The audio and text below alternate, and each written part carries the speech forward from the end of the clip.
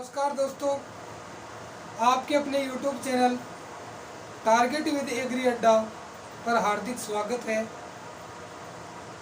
दोस्तों, हम पीछे के वीडियो में अभी तक व्यंजन संधि और स्वर संधि के लगभग उदाहरणों पे हमने चर्चा कर ली है। ये तो नहीं कह सकते कि पूर्णता से पढ़ लिया है, लेकिन हमने नियमों के आधार पर पूर्णता प्राप्त कर ली, लेकिन उदाहरण काफ़ी होते हैं और हमने अच्छे से चर्चा की है। व्यंजन संधि को हमने 24 नियमों में बांटकर पढ़ा है। प्रत्येक नियम है वो प्रत्येक उदाहरण में कहीं न कहीं अपनी आवश्यकता को पूरा करता है। तो दोस्तों, आज हम जो अगला टॉपिक ले रहे हैं संधि में, वो होगा विसर्ग संधि। विसर्ग संधि बात करते हैं कि विसर्ग संधि है क्या, इसकी हम चर्चा करेंगे कि किसे हम विसर्ग संधि कहेंगे, कब विसर्ग संधि कहलाती है, कैसे वर्ण योग करेंगे, क्या स्थिति जहां पैदा हो कि हमें उसे विसर्ग संधि कहना पड़े, उसकी हम आज चर्चा करेंगे। तो दोस्तों, हमने जहाँ संधि शुरू की थी तो बात की थी कि वर्णों का योग 6 प्रकार से होता है। ये बात हमने पहले प्रारंभ में पढ़ ली थी। पहले बात की थी कि स्वर के साथ स्वर वर्ण योग करता है तो उसे हम स्वर संधि के नाम से जानते हैं। ये बात पढ़ी थी। 11 स्वर 11 स्वर, किसी न किसी रूप में स्वर मिलेगा। फिर हमने पढ़ा यहाँ पे स्वर होगा, आगे व्यंजन हो तो उसे भी हम व्यंजन संधि में पढ़ेंगे। एक बात ये आ जाएगा, यहाँ क्या हो, व्यंजन हो, आगे क्या हो, स्वर हो, यहाँ पर व्यंजन हो, आगे क्या हो, व्यंजन हो। इन तीनों को नाम दिया था व्यंजन संधि। फिर हमने पढ़ा कि यहाँ तो होगा विसर्ग प्लस आगे क्या हो, स्वर, यहाँ होगा विसर्ग, आगे क्या हो, व्यंजन। इसे क्या नाम दिया, विसर्ग संधि। दोस्तों, एक बात समझ में रखना है कि विसर्ग हमेशा किसी न किसी स्वर के साथ मिलता है, तो जरूर विसर्ग से ठीक पहले कोई ना कोई स्वर होगा। तो मैं कह सकता हूँ 11 स्वरों के साथ विसर्ग हो, आगे स्वर हो तो उसे हम विसर्ग संधि कहेंगे। 11 स्वरों के साथ विसर्ग हो तो उसे हम व्यंजन संधि, या व्यंजन हो तो उसे भी हम क्या कहेंगे, विसर्ग संधि। तो दोनों को जोड़ते हैं कि 11 स्वर हो उसके साथ विसर्ग हो, आगे स्वर या व्यंजन वर्ण योग करता है तो उसे हम विसर्ग संधि कहते हैं। दोस्तों, बात करें कि इसी को हम समझने का प्रयास करेंगे ऊपर कि विसर्ग संधि कहाँ होती है। तो पहली बात निकल के आई कि 11 स्वरों के साथ विसर्ग होगा, आगे क्या हो, कोई भी स्वर हो या कोई भी व्यंजन हो, उसे हम क्या कहेंगे, विसर्ग संधि कहेंगे। इस बात को मैं कह सकता हूं कि 11 स्वरों के साथ वर्ण हो, क्या हो, वर्ण किसे कहते हैं, स्वर और व्यंजनों के समूह को ही वर्ण कहते हैं। अब दोस्तों, मैं कह सकता हूं कि 11 स्वर होंगे उसके साथ विसर्ग होगा, आगे क्या होंगे, 44 वर्ण होंगे। यानी कि विसर्ग से ठीक पहले कोई न कोई क्या होगा, स्वर होगा, उसके साथ क्या होगा, विसर्ग होगा, और उसके आगे 44 वर्णों में से कोई न कोई जरूर मिलेगा, और उसे ही हम नाम देते हैं क्या, विसर्ग संधि। क्या नाम देते हैं, विसर्ग संधि। यानी किसी भी स्वर के साथ विसर्ग हो, आगे स्वर या व्यंजन वर्ण योग करता है, उसे विसर्ग संधि कहते हैं। इसी बात को मैं 11 वर्णों के साथ विसर्ग और उसके साथ कोई भी वर्ण योग करता है, स्वर या व्यंजन, तो उसे भी हम विसर्ग संधि कहते हैं। ये बात समझ के आ गई। अब दोस्तों ये कुल 44 वर्णों को हम 2 भागों में बांटकर पढ़ेंगे। पूरी व्यंजन संधि को हम 9 नियमों में बांटेंगे। लेकिन दोस्तों ध्यान रहे, आपको ये क्वेश्चन पूछ लिया जाए कि विसर्ग संधि के प्रमुख उपभेद कितने हैं, लेकिन दोस्तों संस्कृत में कुल 3 उपभेद माने जाते हैं और उसी रूप को हिंदी में मान लिया जाता है। तो प्रश्न इस रूप में आ जाए कि विसर्ग संधि के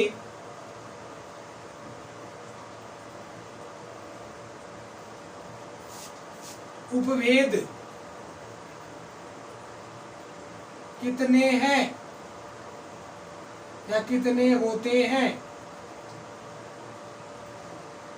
दोस्तों ऐसे आए तो उपभेद होते हैं 3। कितने होते हैं? 3। इनकी भी मैं चर्चा करूंगा 9 नियमों में साझत। एक तो दोस्तों होती है स्वत्व विसर्ग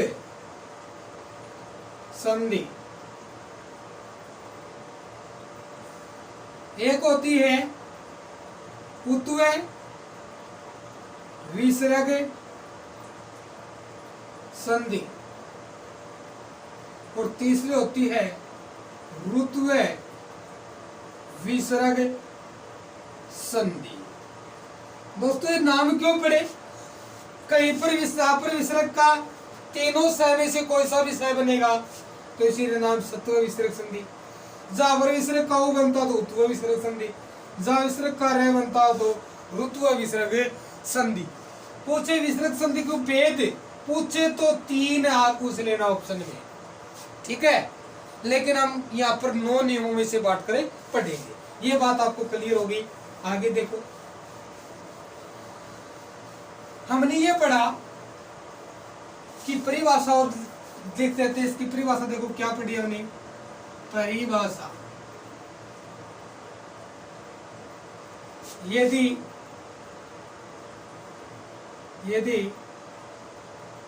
किसी भी स्वर के साथ विसर्ग हो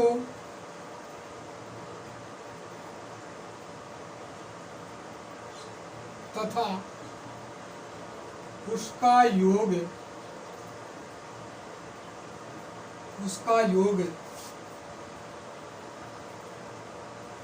किसी भी स्वर या व्यंजन के साथ होता है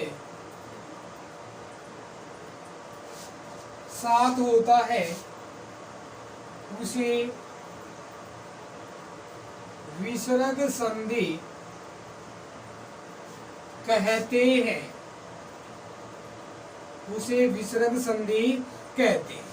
किसी भी स्वर के साथ विसर्ग, किसी भी स्वर के साथ यानी 11 में से कोई भी उसके साथ विसर्ग हो प्लस आगे क्या हो स्वर या व्यंजन, कितने होते हैं? 44। उसे क्या कहेंगे? विसर्ग संधि कहेंगे।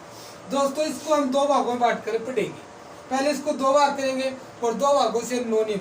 एक बार देखो हम बात करेंगे, यहां से समझ लेते हैं कि 11 स्वर होंगे, उसके साथ 11 में से कोई भी उसके साथ क्या हो? विसर्ग हो प्लस एक बार जोड़ेंगे अघोष वर्ण। कौन से वर्ण? अघोष वर्ण। कितने हो गए? 13। कितने हो गए? 13। एक बार जोड़ेंगे 11 स्वर होंगे, उसके साथ विसर्ग होगा प्लस आगे कौन से वर्ण होंगे? सघोष वर्ण।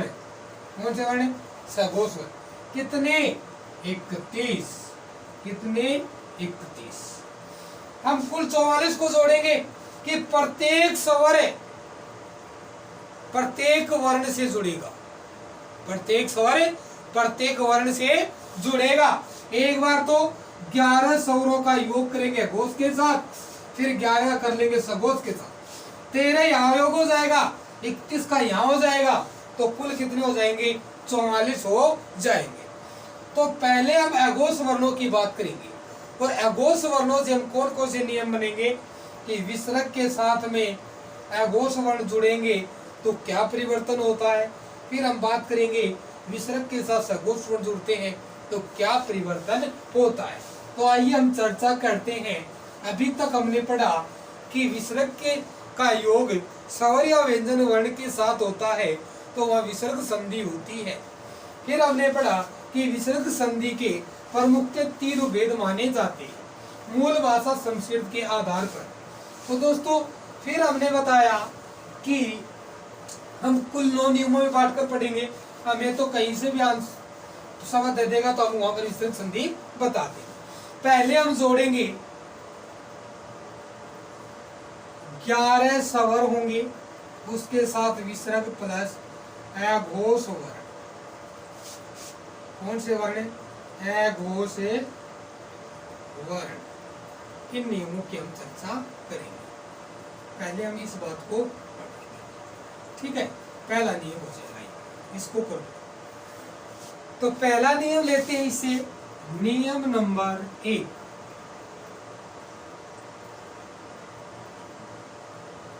नियम नंबर 1। अब पहले हम अघोष वर्णों को जोड़ेंगे। पहले मैं आपको बता दूं अघोष वर्ण कौन से होते हैं। यहां लिख देता हूं, प्रत्येक वर्ग का पहला वर्ण, दूसरा वर्ण तीनों से, तालव्य से, मूर्धन्य से, दंते से, यानी क वर्ग का पहला, दूसरा, च वर्ग का, ट वर्ग का, त वर्ग का और प वर्ग का। 5 वर्ग हो गए तो एक वर्ग के 2, 5 के कितने 10 और 3 ये हो गए कितने 13। हम 13 वर्णों को जोड़ेंगे। तो देखो पहला नियम ये है, कोई भी स्वर हो, कोई भी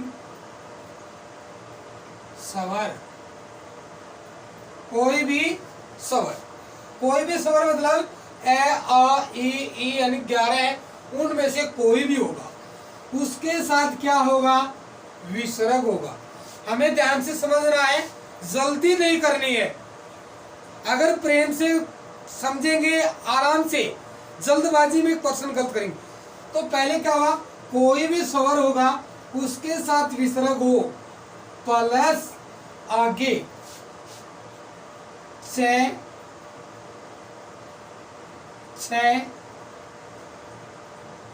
और तालव्य से।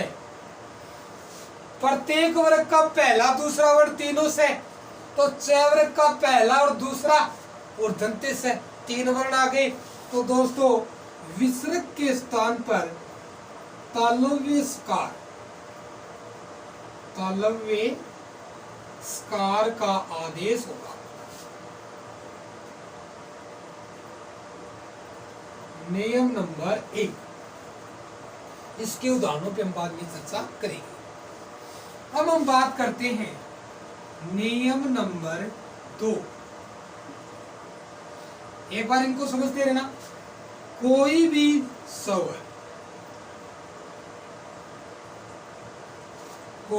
स्वर, उसके साथ क्या? विसर्ग, प्लस आगे क्या हो? ट वर्ण हो और मूर्धन्य स हो। तो विसर्ग के स्थान पर मूर्धन्य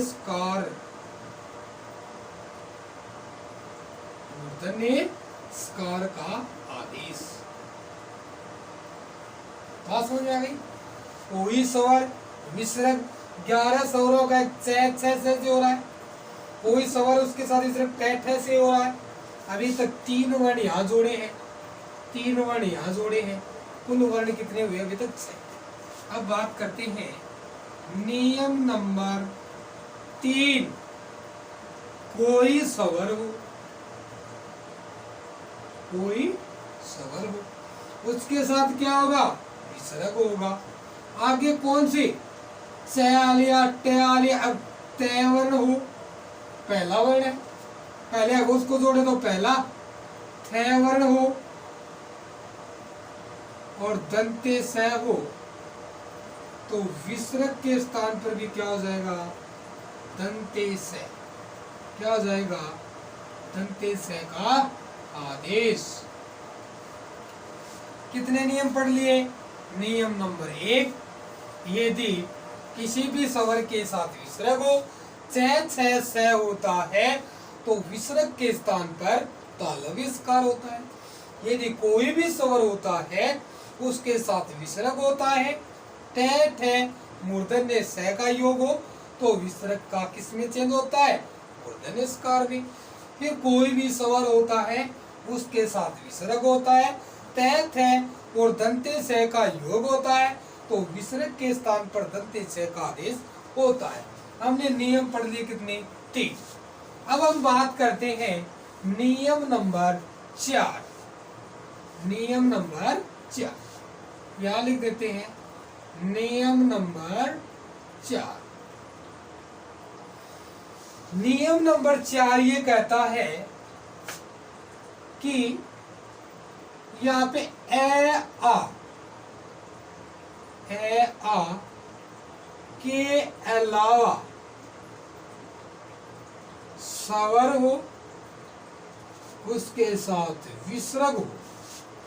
ए आ के अलावा स्वर हो, उसके साथ विसर्ग हो, और योग किससे हो, क ख प फ। और एक वर्ण मैं दे देता हूं, क वर्ग का पहला दूसरा, प वर्ग का पहला दूसरा, आ गया। ये हो गए सागोस। एक मैं देता हूं मैं वर्ण, कौन सा वर्ण, मैं। तो दोस्तों विसर्ग के स्थान पर, विसर्ग के स्थान पर मूर्धन्य सकार का आदेश होगा, ध्यान में रखना। यहाँ पे ए आ के अलावा कोई स्वर का मतलब क्या होगा, ए को छोड़कर कितने बचेंगे यहाँ पर, 9 वर्ण। यानी ए आ नहीं होना चाहिए, उसके साथ विसर्ग हो, उनका क ख प फ और एक वर्ण मैंने दे दिया मैं से होता है, तो विसर्ग के स्थान पर क्या हो जाएगा, मूर्धन्य स्कार, यानी कि पे वाला से आ जाएगा, ये होंगे। तो अब बात करते हैं नियम नंबर 5। आपके मन में एक सवाल आया होगा कि सर यहाँ पर ए आ जाए तो क्या हो जाएगा। चलो इसको ही मेट देते हैं कि ए आ स्वर के साथ क्या हो, विसर्ग। यहाँ पे ए आ के अलावा थी, यहाँ पर ए आ हो और उसके साथ क ख प फ वर्ण होता है। अब यानी कि ए आ स्वर हो और उसके साथ क ख प फ हो, तो विसर्ग क्या रहेगा, यथावत। क्या रहेगा, यथावत। इसका मतलब होता है नो चेंज, कोई बदलाव नहीं होता, विसर्ग ऐसा कैसा रहता है। इसे ही कहते हैं प्रकृति भाव की संधि। इसे क्या कहते हैं, प्रकृति भाव की संधि। हमने नियम पढ़ लिए 5। देखो दोस्तों, अघोष वर्ण कितने होते हैं, 13। 3 3 दूनी 6, 3 तिया 9, 10 11 12 और 13, जोड़ दिए 13। और इससे पहले 11 स्वर यहाँ गए, 11 स्वर यहाँ गए, 11 स्वर यहाँ गए, 2 स्वर 9 यहाँ गए और 2 यहाँ गए, 9 और 2 11, इन सभी का हो गया। एक वर्ण मैंने दिया मैं, आयुष्मान और आयुष्मती।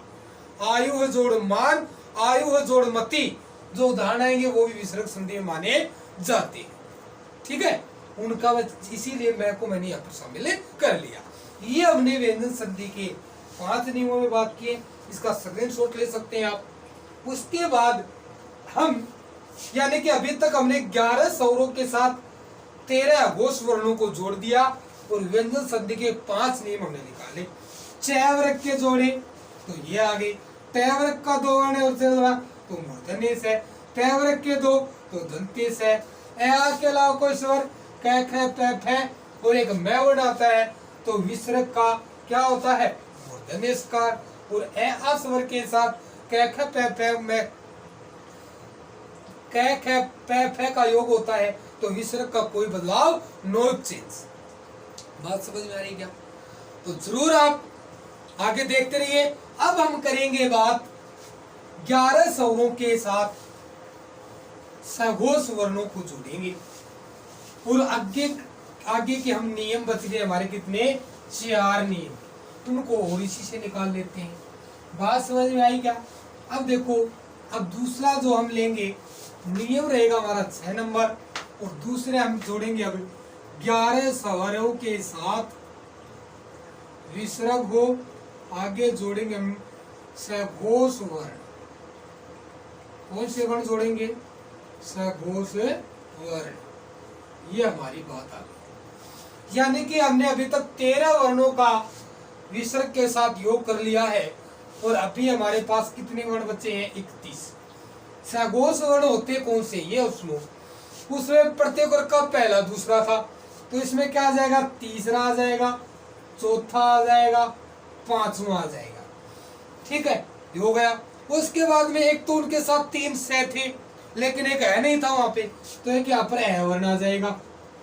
अब ये रेलवे की लाइन भी नहीं थी वहां पे, तो यहाँ पे ये रे ले और वे आ जाएंगे।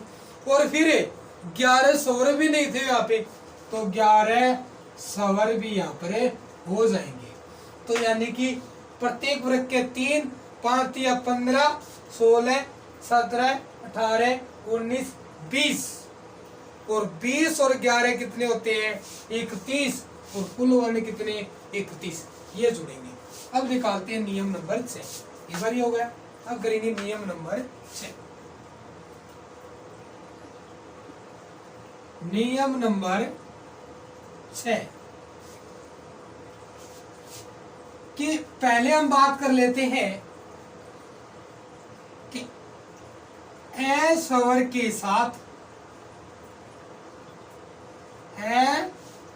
स्वर के साथ विसर्ग हो। स्वर के साथ विसर्ग प्लस केवल ए स्वर के साथ विसर्ग, आगे क्या होंगे? ए को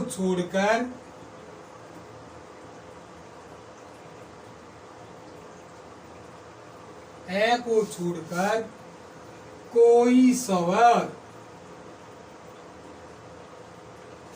यानी कि क्या होगा? विसर्ग किसके साथ हो? केवल ए वर्ण के साथ। यानी ए के साथ विसर्ग हो, उसके साथ ए को छोड़कर कोई स्वर, यानी कितने? 10। आ, दोनों ई, दोनों उ, री, ए, आई, ओ और औ, यानी कि ए के साथ ए नहीं होना चाहिए। समझ में आ गई? तो दोस्तों बात करें इस स्थिति में क्या होता है कि यदि ए स्वर के साथ विसर्ग हो, आगे ए को छोड़कर कोई स्वर योग करता है, विसर्ग का लोप हो जाता है। क्या हो जाता है? लोप। एक उदाहरण से समझा देता हूं। शब्द आता है प्लस एव। में अंतिम ध्वनि क्या है? प्लस क्या है? ए के साथ क्या है? विसर्ग। आगे क्या है? ए स्वर। यानी विसर्ग ए के साथ विसर्ग, ए के साथ विसर्ग, आगे ए को छोड़कर कोई स्वर ए है, तो विसर्ग का क्या होगा? लोप। तो स्वर क्या होगा? एतेव। क्या बनता है? एतेव। ऐसा हम यहाँ पर पढ़ेंगे उदाहरणों में। तो विसर्ग का क्या हो जाएगा? लोप। अब हम बात करते हैं नियम, यानी कि ये बात आपने लिखी ली होगी। यानी क्या लिखा? ए को छोड़कर कोई स्वर कितने? 10। अब हम बात करते हैं नियम नंबर 7। क्या कहता है? ए स्वर के साथ विसर्ग और ए को छोड़कर कोई स्वर। ए के साथ 10 तो जुड़ लिए, लेकिन ए के साथ अभी एक तो ए स्वर खुद बचा हुआ है, और हमारे पास यानी कि 20 व्यंजन भी बचे हुए हैं। तो अब ले लेता हूं मैं यहाँ पर फिर ए स्वर के साथ क्या हो, विसर्ग हो, प्लस का चिन्ह हो। उसके साथ ए को छोड़कर कोई स्वर, यानी कि यहाँ पर 10 स्वर लिखे, ए को छोड़ा है तो ए हो जाए, यहाँ पर ए को ले लिया तो ए हो जाए। और क्या छोड़ दिया सगोस में से, और क्या छोड़ दिया, प्रत्येक वर्ग का तीसरा, चौथा, पांचवा, यानी मैं लिख सकता हूं सघोष व्यंजन, केवल व्यंजन, क्योंकि ए के साथ 10 स्वर तो यहाँ जुड़ लिए, एक स्वर यहाँ जुड़ दिया, और यहाँ क्या हो गया, ए और सघोष व्यंजन। सघोष व्यंजन का अलग तीसरा, चौथा, पांचवा, ये, रे, ले, वे और है में से योग करता है। तो दोस्तों विसर्ग का उ बन जाता है। क्या बन जाता है, उ। समझ में आ गई दोस्तों। और बात करें कि उ आगे इससे पीछे ए होने के कारण, यानी कि इसके साथ विसर्ग के साथ क्या है, ए, यहाँ पे क्या उ, और हमें पता है इससे पहले ए, और ए और उ बनाकर क्या बनाते हैं, ओ बना लेते हैं। क्या बनाते हैं, ओ। समझ में आ गए, ओ। तो इसीलिए हम इसे कहते हैं उत्वय विसर्ग संधि। विसर्ग का क्या बन रहा है, उ, इसीलिए क्या कहेंगे इसे, उत्वय विसर्ग संधि। अब देखो दोस्तों, ए स्वर के साथ में, ए स्वर के साथ में 10 स्वर यहाँ जोड़ दिए, एक स्वर यहाँ जोड़ दिया 11, और 20 जोड़ दिए यहाँ पर व्यंजन। कुल कितने जोड़ दिए हमने, यहाँ पे कुल वर्ण जोड़ दिए 31 है के साथ, लेकिन प्लस से पहले केवल ए स्वर आया है। अब देखो दोस्तों, अब नियम नंबर हम लेते हैं, यहाँ पर लिख देता हूँ इस बात को, ओ और बराबर क्या बनता है, ओ। ये बात हम करेंगे। उसके बाद हम नियम नंबर लेते हैं 8 की बात करेंगे। यहाँ पे ए स्वर के साथ विसर्ग, ए स्वर के साथ विसर्ग, लेकिन दोस्तों ए को छोड़कर क्या कर लेंगे हम, ए को छोड़कर कोई स्वर, ए को छोड़ेंगे तो कितने बचेंगे यहाँ पर, 10, और उसके साथ क्या हो, विसर्ग हो। ए को छोड़ के ए नहीं होना चाहिए यहाँ पे। उसके बाद में कोई भी सघोष वर्ण, कितने, कोई भी सघोष वर्ण की बात की है। सघोष वर्ण की बात करें तो मतलब स्वर और व्यंजन, लेकिन केवल सघोष व्यंजन का केवल व्यंजन, तो यहाँ पर क्या होंगे, कुल कितने होंगे, 31 होंगे। यानी ए को छोड़कर कोई भी स्वर, कोई का मतलब 10, उसके साथ विसर्ग हो और कोई भी सघोष वर्ण योग करता है, तो दोस्तों विसर्ग के स्थान पर रे आदेश होता है। किसका आदेश होता है, रे का आदेश हो जाता है।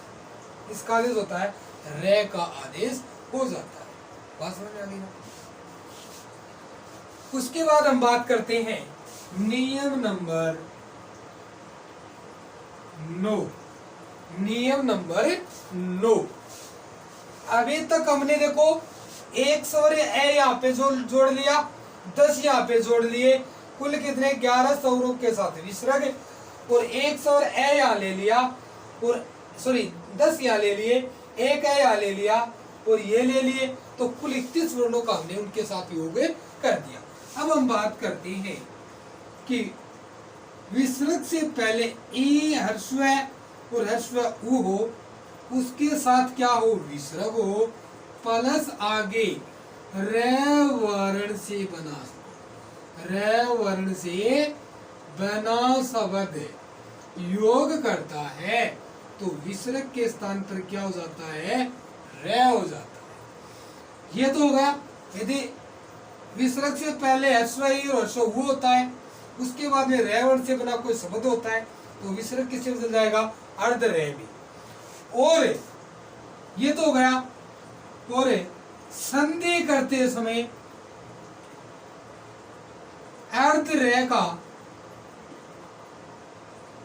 लोप हो जाता है, लोप हो जाता है तथा ह्रस्व ई और ऊ, ई और ऊ दीर्घ ई और दीर्घ ऊ में बदल जाएंगे। ये हमें पढ़ना है। इसकी बात करेंगे। जैसे शब्द आता है नी है प्लस रव, नी है प्लस रव, विसर्ग है उससे पहले ह्रस्व ई है, तो संधि करेंगे विसर्ग का क्या बन जाएगा रे, क्योंकि रेवण से बना शब्द है। अब शब्द बना मेरे पास नी और है प्लस क्या है रव, तो संधि करेंगे इसका तो जाएगा लोप और ये मात्रा क्या हो जाएगी बड़ी हो जाएगी, तो क्या हो जाएगा नीरव। ये थे व्यंजन संधि के 9 नियम और कल हम प्रत्येक नियम को उदाहरण सहित समझेंगे और जरूर कल का वीडियो देखें। तो वीडियो को लाइक करें, शेयर करें, सब्सक्राइब करें। All the best, thank you.